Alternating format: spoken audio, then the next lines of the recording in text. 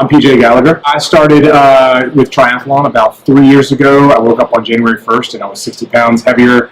I hadn't worked out in years, and my family and friends started doing triathlon. I wanted to give it a shot, and so I just started swimming and using the mechanical bike at the local pool, local YMCA, and realized I kind of liked it. I was losing a little bit of weight, and so I looked up some local sprints in the area, and I went and did my first sprint triathlon. It was a super sprint, and realized very quickly that I needed to get in much better shape and needed to find a proper coach and group to learn from, so I joined Endorphin.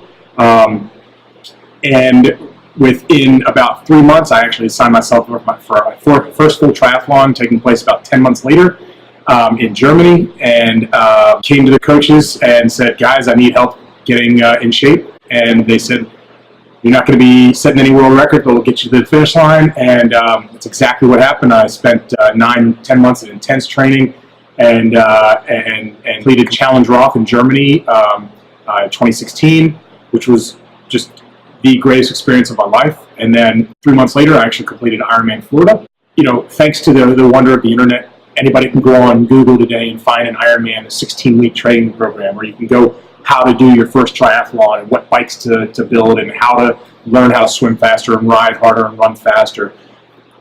To me and to a lot of folks, it's just as worthless as not searching at all, because there's nobody there to motivate you. There's nobody there to hold you accountable.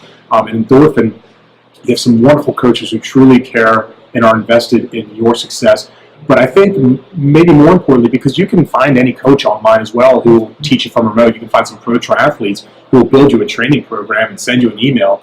But I think having the coaches there on a daily basis, but also having other athletes around you. I've got athletes who are 30 years older than me, and I've got athletes who are 10, 15 years younger than me, and we're all there fighting the same battle.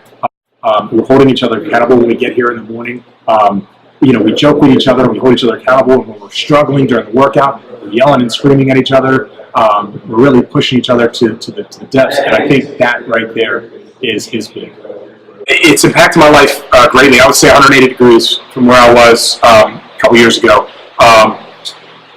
You know, very simply, emotionally, I'm just a different person. I'm a better friend. I'm a better husband, and it's not because of the training that it's done that it's taught me that, but it's the internal struggle you deal with every single day of your life, realizing if you're having a tough day that there's always tomorrow, and that tomorrow's going to be a better day. You have some brutal training days, and the next day you come back and you kill it. It's a very important life lesson that you can take with it too, is that you know, there are going to be some bad days, and then you wake up the next day and you get back at it and you keep fighting.